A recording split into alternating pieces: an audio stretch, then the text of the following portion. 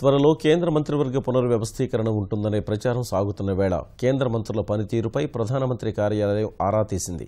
గత కేబినెట్ పునర్వ్యవస్థీకరణకు ముందు మంత్రుల వద్ద ఉన్న పెండింగ్ దస్తరాలపై ఆరా తీసిన పీఎంఓ ఎన్డీఏ ప్రభుత్వం ఏర్పడిన 5 రోజుల తర్వాత నుంచి ఈ ఏడాది మే చివరి నాటికి మంత్రుల వద్దకు వచ్చిన దస్తరాల వివరాలు సమర్పించాలని కోరింది. మే 31 నాటికి పరిష్కరించిన దస్తరాలకు పట్టిన సమయాన్ని కూడా తెలియజేయాలని నిర్దేశించింది. ఇటీవల జరిగిన మంత్రివర్గ సమావేశంలో కూడా ప్రధాని నరేంద్ర మోదీ పెండింగ్ దస్తరాలపై చర్చించి ఆదేశాలు కూడా ఇచ్చారని పేర్కొంది. మంత్రుల వద్ద ఉన్న దస్తరాలను 5 విభాగాలుగా విభజించాలని సూచించింది.